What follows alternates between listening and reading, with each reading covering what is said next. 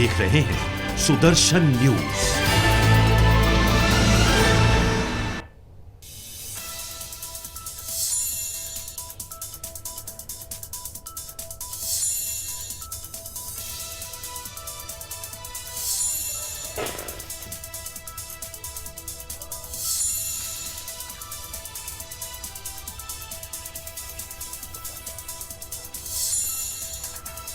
उत्तराखंड में मौसम को लेकर के चेतावनी जारी की गई है। देहरादून, पौड़ी समेत 4 जिलों में ऑरेंज अलर्ट जारी किया गया है। बड़ी खबर आपको बता रहे हैं, लगातार बारिश व लैंडस्लाइड से चारधाम यात्रा प्रभावित हो रही है। आवाजाही में भी भारी समस्याएं आ रही है। तो ये बड़ी जानकारी आपको दे रहे हैं। उत्तराखंड में लगातार बारिश का कहर जो है वो लगातार जारी है। मौसम को लेकर के एक बार फिर से चेतावनी जारी की गई है। देहरादून, पौड़ी समेत 4 जिलों में ऑरेंज अलर्ट जारी किया गया है। लगातार बारिश व लैंडस्लाइड से चारधाम यात्रा अभी भी प्रभावित होती हुई नजर आ रही है। इसके साथ ही आवाजाही में भी लोगों को तमाम दिक्कतों का सामना करना पड़ रहा है।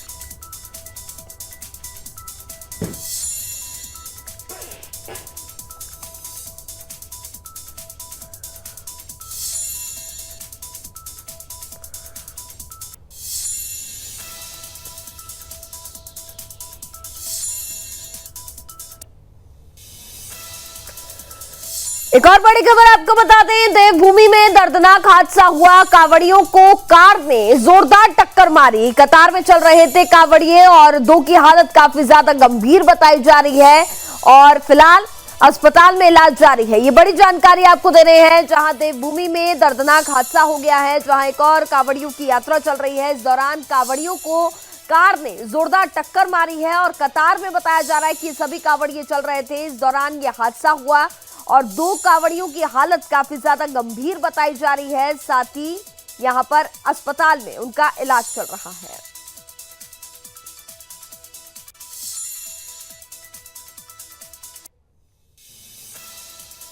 तो एक और बड़ी खबर आपको बता दें, देवभूमि में जहरीली सब्जी खाने से पति पत्नी की मौत हो गई। टिहरी में दंपति ने खाई थी जहरीले मशरूम की सब्जी और मौके पर ही पति पत्नी दोनों की मौत हो गई। गंभीर हालत में पत्नी को ऋषिकेश एम्स में भर्ती कराया गया था, जिस दौरान उसने दम तोड़ दिया। तो ये बड़ी जानकारी आपको दे रहे हैं, जहां जहरीली सब्जी खाने से पति पत्नी की मौत हो जाती है।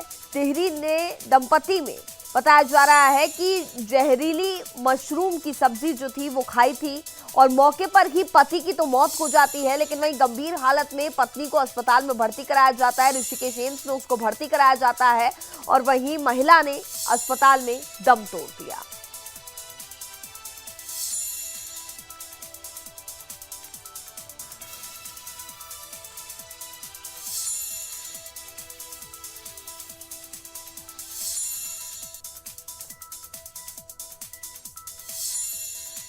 आदरणीय प्रधानमंत्री नरेंद्र भाई मोदी जी के नेतृत्व में विभाजन विभीषिका दिवस मनाएगी बीजेपी। आपको बता दें कि 3 दिवसीय प्रदेश समिति का गठन किया गया है। प्रदेश मीडिया प्रभारी मनवीर सिंह चौहान ने इस बात की जानकारी दी है। देवभूमि उत्तराखंड में भाजपा बंटवारे का दंश झेलने वाले देशवासियों को श्रद्धांजलि देने के लिए विभाजन विभीषिका दिवस को व्यापक स्वरूप में मनाने जा रही है।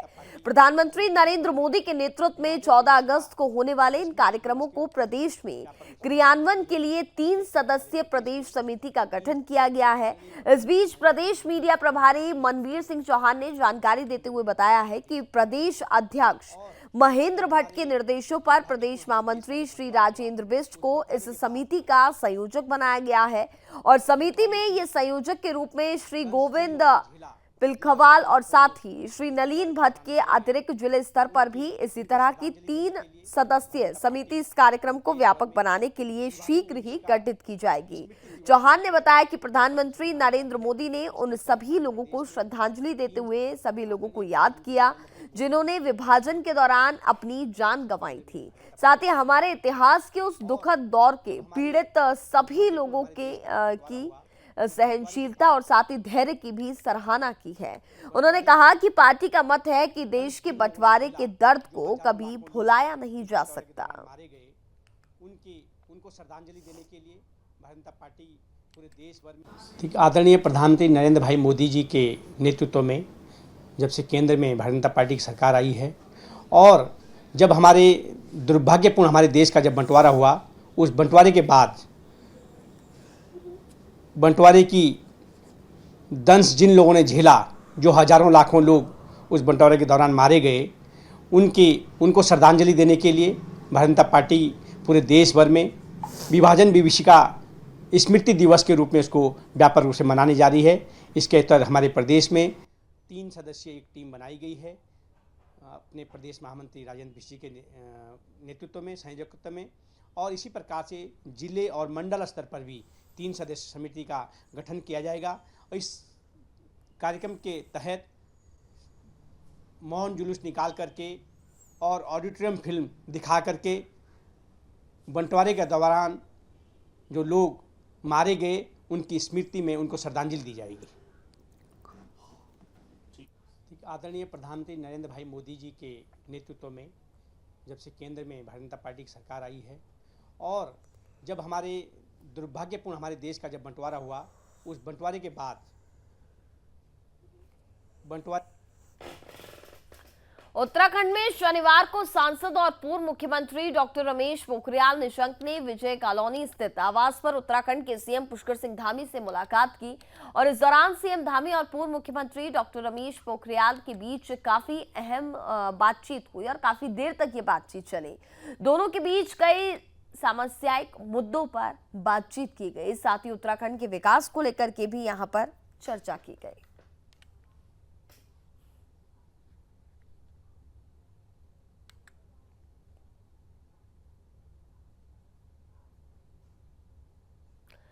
तो वहीं खबरों में आगे बढ़ेंगे। गोल्डन गर्ल के नाम से प्रसिद्ध उत्तराखंड की बेटी मानसी नेगी ने देश को गौरवान्वित किया है। चीन में चल रहे वर्ल्ड यूनिवर्सिटी गेम्स में भारतीय टीम ने 20 किलोमीटर दौड़ स्पर्धा में कांस्य पदक हासिल किया है।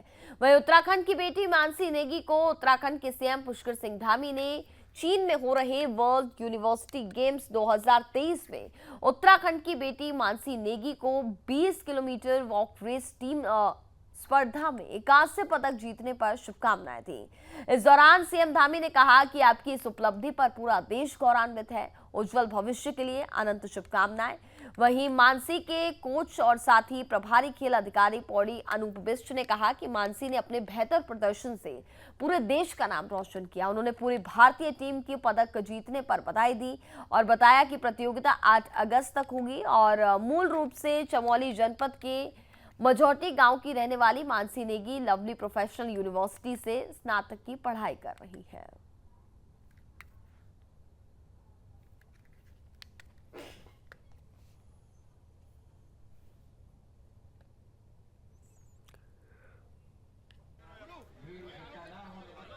लालकुआ रेलवे स्टेशन सहित देश के 508 रेलवे स्टेशन का प्रधानमंत्री नरेंद्र मोदी ने अमृत भारत स्टेशन योजना के तहत शिलान्यास किया। यह लालकुआ रेलवे स्टेशन पर आयोजित वीडियो कॉन्फ्रेंसिंग शिलान्यास कार्यक्रम में केंद्रीय रक्षा राज्य मंत्री अजय भट्ट सहित कई बीजेपी विधायक और पदाधिकारी मौजूद रहे। वहीं प्रधानमंत्री नरेंद्र मोदी ने लालकुआ रेलवे जंक्शन समेत 508 रेलवे स्टेशन के पुनर्विकास का शिलान्यास किया। वीडियो कॉन्फ्रेंसिंग के जरिए प्रधानमंत्री नरेंद्र मोदी ने रिमोट दबाकर के सभी स्टेशनों का शिलान्यास किया और साथ ही प्रधानमंत्री नरेंद्र मोदी के रिमोट के बटन दबाते ही पंडाल में तालियां गूंजने लगी। और वहीं आपको बता दें कि जहां अमृत भारत स्टेशन योजना में शामिल लालकुआ रेलवे स्टेशन पर आयोजित वीडियो कॉन्फ्रेंसिंग कार्यक्रम में बतौर मुख्य अतिथि पहुंचे केंद्रीय रक्षा राज्य मंत्री अजय भट्ट ने कार्यक्रम का शुभारंभ दीप प्रज्वलित करके किया, जिसके बाद स्कूली बच्चों ने सरस्वती वंदना के साथ सभी अतिथियों का स्वागत किया। इस दौरान जिले के सभी बीजेपी सांसद वहां पर मौजूद रहे और आपको बता दें कि इस दौरान केंद्रीय रक्षा राज्य मंत्री अजय भट्ट सहित अन्य वक्ताओं ने कहा कि देश विकसित होने के लक्ष्य की तरफ तेजी से बढ़ रहा है और देश में अमृत काल की बड़ी शुरुआत हुई है। नई ऊर्जा, नई प्रेरणा, नई संकल्प के साथ भारतीय रेल के इतिहास में एक अध्याय की शुरुआत हुई है। इस योजना से पहाड़ों के लोगों का अधिक फायदा होगा। साथ ही उन्होंने लालकुआ रेलवे स्टेशन की अलग पहचान होगी, यहाँ यात्रियों को बेहतर सुविधा मिलेगी। इसके साथ ही देश के हर कोने कोने को जाने वाली ट्रेन यहाँ से यात्रियों को मिल सकेगी। कि अमृत भारत स्टेशन योजना के अंतर्गत जो देश के विभिन्न भागों से रेलवे स्टेशन चुने गए हैं, उसमें लालकुआ रेलवे स्टेशन में भी इस देश के माननीय प्रधानमंत्री आदरणीय मोदी जी के विजन के अनुरूप इन स्टेशनों के कायाकल्प का, इनके विस्तारीकरण का, इनके सुदृढ़ीकरण का कार्य किया जा रहा है, जिसमें लालकुआ स्टेशन का भी लगभग 24 करोड़ रुपए की लागत से यहाँ पर विस्तारीकरण की योजना है। इससे पूरा क्षेत्र न केवल अपना लालकुआ बल्कि पूरा कुमाऊं क्षेत्र, क्योंकि वह कुमाऊं का प्रवेश द्वार है। मोदी जी द्वारा जो आधारशिला रखी गई है लालकुआ स्टेशन को पुनर्विकसित किए जाने की, सफलतापूर्वक ये कार्यक्रम संपन्न हुआ। इसमें सभी 506 स्टेशनों का एक साथ उन्होंने जो आधारशिला रखी है और ये सभी स्टेशन कनेक्टेड थे। इस योजना में लालकुआ के लिए जो सुविधाएं बढ़ाई जा रही हैं, बहुत ही वृहद स्तर पर ये सुविधाएं दी जा रही हैं। हर प्लेटफॉर्म पर एस्केलेटर स्वचालित सीढ़ी हमारे बुजुर्गों के लिए, दिव्यांगजनों के लिए या फिर जो कमज़ोर लोग हैं, इतनी सीढ़ियां जो चढ़ने में उनको परेशानी होती है, हर प्लेटफॉर्म पर इस प्रकार की स्वचालित सीढ़ी और लिफ्ट का प्रावधान किया गया। यहाँ पर एक बहुत बड़ा मॉड्यूलर टॉयलेट बनेगा पब्लिक की सुविधा के लिए। सर्कुलेटिंग एरिया का विकास होगा जिससे कि गाड़ियों का आवागमन सुगम होगा। पार्किंग की व्यवस्था डेवलप की जाएगी। इसके साथ ही यहाँ पर 12 मीटर यानी 40 फीट चौड़ा स्काई प्लाजा FOB जो पैदल ऊपरगामी पुल प्लेटफॉर्म से प्लेटफॉर्म क्रॉस करने के लिए सुविधा दी जा रही है, क्योंकि यहाँ इसका सौंदर्यीकरण किया जा रहा है, हरित पट्टी डेवलप की जा रही है। इस स्टेशन को ऐसा सुंदर बनाया जा रहा है कि लोग आकर्षित होंगे और पर्यटन को अवश्य बढ़ावा मिलेगा। से एक इतिहास देश में माननीय प्रधानमंत्री जी ने रच दिया है। कभी किसी ने सोचा तक नहीं होगा कि इस तरह से छोटे छोटे कस्बों में भी हमारे जो स्टेशन हैं उनका कायाकल्प होगा। ये अंतर्राष्ट्रीय मानकों के आधार पर अब हमारी ये स्टेशन तैयार होंगे। जैसे लाल कुआं बहुत छोटा स्टेशन था, यहाँ पर जब हम लखनऊ के लिए जाते थे, जब विधायक थे, तो उस समय यहाँ पर कोयले से छोटी गेज की हमारी यहाँ से ट्रेन चलती थी।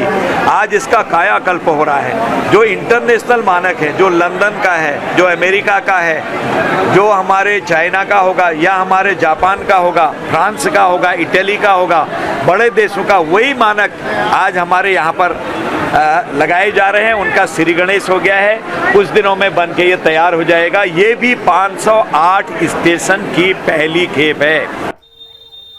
देवभूमि उत्तराखंड के टिहरी के चंबा में लव जिहाद का मामला सामने आया। आपको बता दें कि शनिवार रात को दो समुदाय के युवक ने नाबालिग को भगाने का प्रयास किया, जिसके बाद परिजनों की सूझबूझ से नाबालिग लड़की को बचाया गया।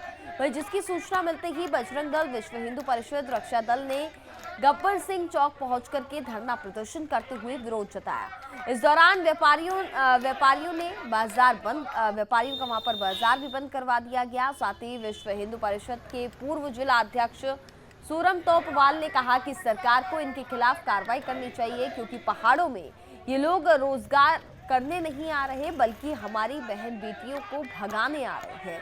इनके कारण शांत पहाड़ों का माहौल खराब हो रहा है। सरकार को तत्काल संज्ञान लेकर के इस पूरे मामले पर कार्रवाई करनी चाहिए।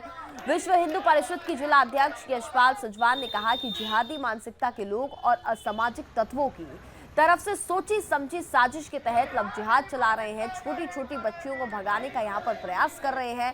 फिलहाल पुलिस ने मामले को दर्ज कर और साथ ही प्रदर्शन कर रहे लोगों को वहां पर शांत करवा दिया है। वहीं मामले में आगे की जांच पड़ताल जारी है।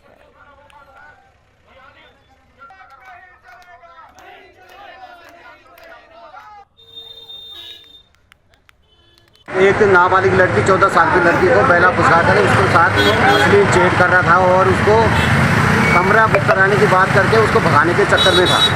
वो तभी उनके घर वालों को पता चला और उनके घर वालों ने तुरंत बाहर आके देखा तो तब तक भाग गया था। तो इनकी इतनी हिम्मत बढ़ चुकी है कि ये लोग यहाँ रोज़गार के लिए नहीं, यहाँ की माँ बहन बेटियों को भगाने के लिए आ रहे हैं। इसलिए मैं सरकार से भी ये करूँगा कि इन लोगों को चिन्हित करके यहाँ से हटाएँ और पुलिस प्रशासन इस पर ध्यान दे, नहीं तो हम बड़ा आंदोलन करेंगे और इन जिहादियों को यहाँ से भगाएंगे। समुदाय के युवक द्वारा एक बालिका को जो है इंस्टाग्राम पे कमेंट किए गए, तो बालिका के परिवार को ये बात नहीं जब पता चली, उन्होंने फिर अपने अगल बगल लोगों को बताया, तो तो उसी के परिप्रेक्ष्य में जो हिंदू संगठन के लोग हैं वो लोग सभी इकट्ठा हो गए। तो इसी के दृष्टिगत जो है पुलिस फोर्स को जो है सुरक्षा की दृष्टि से और यह कानून व्यवस्था हमारी बनी रहे उसके लिए पुलिस फोर्स को तैनात कर दिया गया है। घटनाएं बढ़ रही हैं और कुछ जिहादी मानसिकता के लोगों द्वारा ऐसे असामाजिक तत्व हैं जो एक सोची समझी रणनीति के तहत यहाँ पर जो है कि लव जिहाद चला रहे हैं और छोटी छोटी नाबालिग बच्चियों को भगाने का यहाँ से काम कर रहे हैं। अभी कल की घटना ले लीजिए, कल रात को ही जो है कि एक चम्बा की एक नाबालिग बालिका जो 14-15 साल की बालिका है उसको भगाने के लिए उसके घर तक के जिहादी पहुँच गए। वो तो उनके परिजनों ने उनको देख लिया इसलिए वो भाग गए। तो हम पुलिस प्रशासन से और सरकार से मांग करते हैं ऐसी जिहादी सोच के लोगों को पकड़ा जाए और उत्तराखंड से ऐसे जिहादी लोगों को यहाँ से भगाया जाए। ऐसे कई मामले हैं, पूरा उत्तराखंड रोहिंग्याओं से भर चुका है, इसकी भी जांच होनी चाहिए, उनको यहाँ से भगाना चाहिए। नहीं तो एक दिन हमारा उत्तराखंड भी कश्मीर की तरह होगा और यहाँ से सारी गढ़वाली यहाँ से भगा दिए जाएंगे। सतर्क हैं, बहुत संवेदनशील हैं। आपको अवगत करा दो पिछले देवभूमि उत्तराखंड में आपत्तिजनक पोस्ट के माध्यम से सामाजिक सौहार्द को बिगाड़ने का प्रयास करने वाले के विरुद्ध एनएसए के तहत कार्रवाई की जाएगी।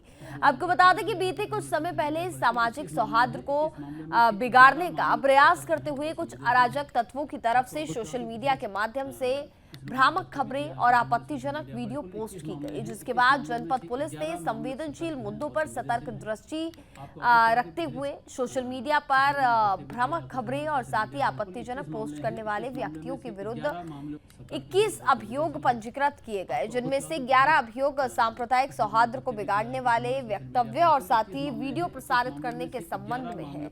जनपद पुलिस इन मुद्दों के प्रति बेहद गंभीर है और संवेदनशील है। इसके साथ ही सोशल मीडिया के माध्यम से सांप्रदायिक सौहार्द को बिगाड़ने का प्रयास करने वाले लोगों पर पुलिस की तरफ से निरंतर रूप से सतर्क दृष्टि रखी जा रही है। ऐसे सभी अराजक तत्वों के विरुद्ध पुलिस की तरफ से आईपीसी और साथ ही आईटी एक्ट के तहत यहाँ पर कार्रवाई की जाएगी। इसके साथ ही ऐसे सभी व्यक्तियों को चिन्हित करते हुए उनके विरुद्ध गुंडा एक्ट के तहत भी यहाँ पर कार्रवाई की जा रही है। सोशल मीडिया के माध्यम से प्रसारित किसी पोस्ट से अगर किसी प्रकार की कोई कानून व्यवस्था और साथ ही सांप्रदायिक सौहार्द बिगाड़ने की स्थिति उत्पन्न होती है तो संबंधित व्यक्तियों के विरुद्ध एनएसए के तहत यहाँ पर कठोर कार्रवाई की जाएगी। कुछ लोगों ने वक्तव्य भी दिया, कुछ लोगों ने सोशल मीडिया पर कुल 21 मामले हैं, सतर्क हैं, बहुत संवेदनशील हैं। आपको अवगत करा दूं पिछले इस संवेदनशील इश्यूज पर हम लोग बहुत सतर्क हैं, बहुत संवेदनशील हैं। आपको अवगत करा दूं पिछले 6 महीने में पूरी जनपद में 21 इस तरह के मामले, इस तरह के इश्यूज को लेकर के कुछ लोगों ने वक्तव्य भी दिया, कुछ लोगों ने सोशल मीडिया पर जो है फुटेज को प्रचार प्रसारित किया, गलत पोस्ट को मतलब पोस्ट किया गया। इस तरह के कुल 21 मामले हैं। 21 मामलों में से 11 मामले वो हैं जो सोशल मीडिया पर गलत फुटेज और पोस्ट को डाला गया, जिससे कि सांप्रदायिक सौहार्द बिगड़ने की संभावना जिनके आधार पर रहती है। रिसेंटली हम लोगों ने 5 मामले पंजीकृत किए हैं रिसेंट के घटनाक्रम को लेकर के आपके, जिसमें कि 3 सहसपुर के हैं, 2 पटेल नगर के हैं। मैं जनपद वासियों से निवेदन करूंगा कि इस तरह के अगर पोस्ट कोई डाल रहा है या कोई वीडियो वायरल कर रहा है, कृपा करके इन अफवाहों पर ध्यान दें। और जनपद पुलिस बहुत संवेदनशील है और जो भी इसके उत्तरदायी हैं उनके खिलाफ हम बहुत सख्त कार्रवाई कर रहे हैं। रामनगर में बीजेपी कुमाऊं मंडल की जिला पंचायत सदस्यों का 2 दिवसीय अभ्यास वर्ग शिविर शुरू हो गया है। इस शिविर के पहले दिन प्रदेश के मुख्यमंत्री पुष्कर सिंह धामी को यहां पर पहुंचना था, लेकिन मौसम की खराबी के कारण मुख्यमंत्री इस कार्यक्रम में हिस्सा नहीं ले सके। कार्यक्रम में बीजेपी प्रदेश अध्यक्ष महेंद्र भट्ट और कार्यक्रम संयोजक सुरेश भट्ट ने भागीदारी करते हुए मौजूद सदस्यों को संबोधित किया। बीजेपी अध्यक्ष महेंद्र भट्ट ने कहा कि केंद्र सरकार और राज्य सरकार की उपलब्धियां जन जन तक पहुंचाने में पंचायत प्रतिनिधियों की अहम भूमिका रहती है। साथ ही उन्होंने बताया कि 2 दिवसीय अभ्यास वर्ग में कई महत्वपूर्ण बिंदुओं पर चर्चा की जाएगी, चाहे पंचायत चुनाव हो या नगर निकाय चुनाव। इन सभी में बीजेपी की ऐतिहासिक जीत हुई है, जिसको लेकर पंचायत प्रतिनिधियों को इसकी जानकारी दी जाएगी और गांव में विकास कैसे हो इसको लेकर के भी सुझाव लिए जाएंगे। साथ ही उन्होंने इस साल होने वाले निकाय चुनाव में पार्टी की जीत के साथ ही 2024 में होने वाले लोकसभा चुनाव में भी पार्टी की ऐतिहासिक जीत का दावा किया है। केंद्र की उपलब्धियां हों चाहे राज्य सरकार की उपलब्धियां, उनको अगर गांव पर इम्प्लीमेंट कोई इकाई करती है तो पंचायत की इकाई है। और पिछले पंचायत चुनाव हों, नगर पालिका के चुनाव रहे हों, इन सब में भारतीय जनता पार्टी के प्रतिनिधि बड़ी संख्या में चुनाव जीत कर आए हैं। उनको वैचारिक संगठन से जोड़ना, विचार पक्ष से जोड़ते जोड़ते पार्टी के कार्यक्रमों का इन्वॉल्वमेंट करना, इस विषय को लेकर 2 दिन का हमारा जो प्रश्न वर्ग है वो कुमाऊं के जो हमारे जिला पंचायत के सामान्य सदस्य हैं उनका आज और कल रामनगर में होगा, और 12-13 तारीख को गढ़वाल के जिला सदस्यों का जो वर्ग है हरिद्वार के अंदर होने वाला है। मुख्य रूप से पार्टी के आगामी दिनों के कार्यक्रमों में पंचायत प्रतिनिधि की भूमिका, केंद्र द्वारा जो लाभकारी योजनाएं गांव तक पहुंचाई जाती है उसमें उनके इम्प्लीमेंट कराने का, उनकी कार्य पद्धति, इन सब विषयों पर चर्चा होगी। और बाकायदा गांव से अनेकों विषय होते हैं जो विषय सरकार के समाधान की दृष्टि से जनप्रतिनिधियों के मन में होते हैं, उन सब विषयों को भी लेते हुए और सरकार तक उसको पहुंचाना इन कार्य समिति का मुख्य उद्देश्य रहने वाला है।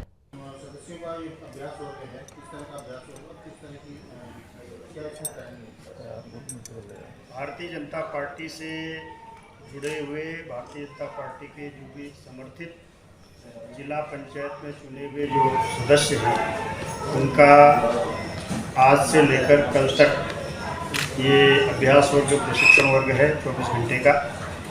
इसमें लगभग हमारे जो चुने हुए प्रतिनिधि हैं कुमाऊं क्षेत्र के ऐसे लोग यहाँ आमंत्रित किए हैं। इसी प्रकार का एक वर्ग गढ़वाल क्षेत्र का वो 12 और 13 को हरिद्वार में होना है। हमारे चुने हुए जो जनप्रतिनिधि हैं, पंचायत के चुने हुए जनप्रतिनिधि हैं, वो अपने पंचायत में और अच्छी तरीके से अपने क्षेत्र की जनता की कैसे सेवा कर सकते हैं, केंद्र और प्रदेश सरकार की योजनाओं का लाभ वो अपनी जनता को कैसे पहुंचा सकते हैं, उसको लेकर के इस प्रकार के वर्ग में उनको एक प्रशिक्षण दिया जाए, इसके नाते उनको आमंत्रित किया है।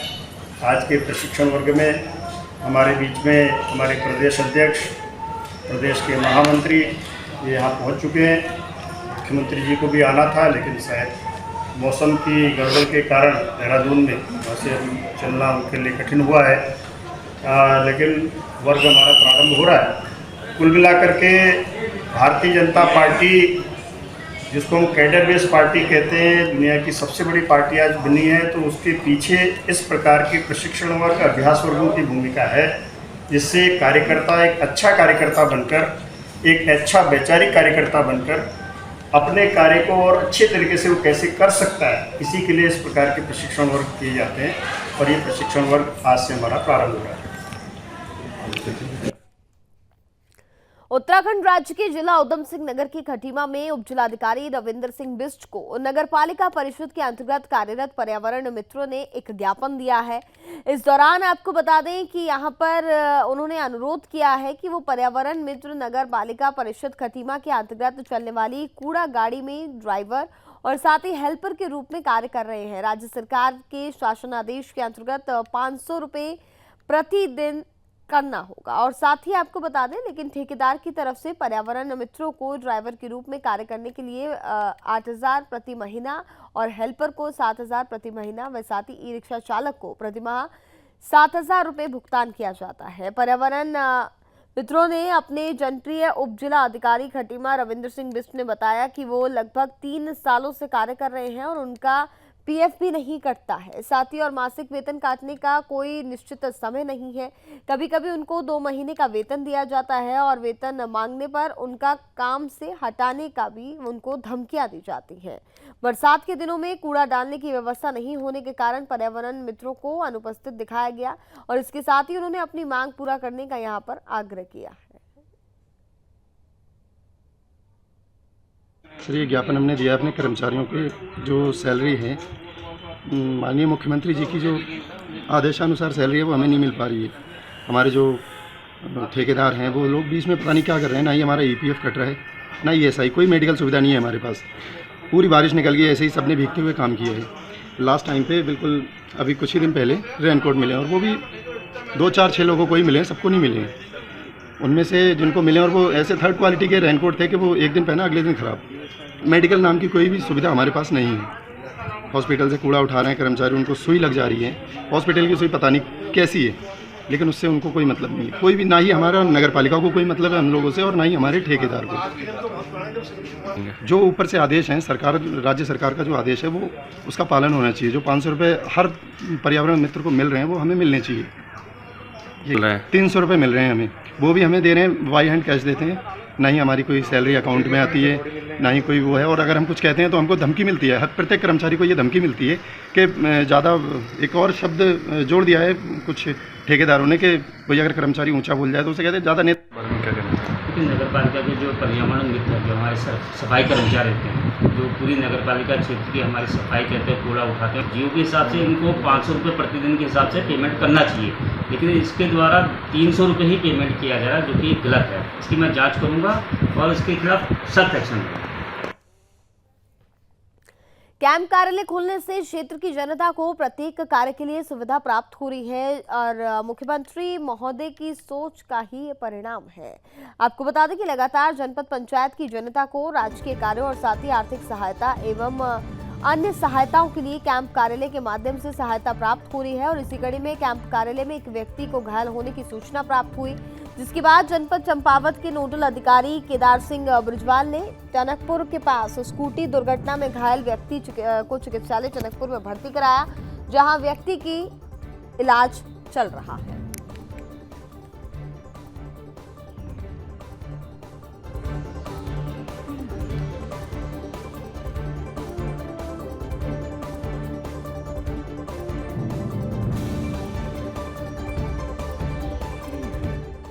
देवभूमि में आफत की बारिश जारी है। इसी कड़ी में टिहरी जिले के धनौल्टी विधानसभा क्षेत्र अंतर्गत ग्राम मरोड़ा में रात हुई भारी बारिश के चलते मकान की दीवार ढह गई, जिसके चलते मलबे में दबने से 2 बच्चों की दर्दनाक मौत हो गई। सूचना मिलते ही धनौल्टी विधायक प्रीतम सिंह पवार जिलाधिकारी मयूर दीक्षित मौके पर पहुंचे, जहां घटना के बारे में जिलाधिकारी ने बताया कि भारी बारिश के कारण एक मकान ढह जाने से ये बड़ा हादसा हो गया है। वहीं जिलाधिकारी ने हादसे पर दुख जताते हुए कहा कि स्थानीय लोगों के मुताबिक यहां पहले भी आपदा आई थी और कहा कि इस तरह की घटना ना घटे, इसके लिए रोकथाम के उपाय करने के लिए संबंधित विभाग को तुरंत निर्देशित किया जाएगा।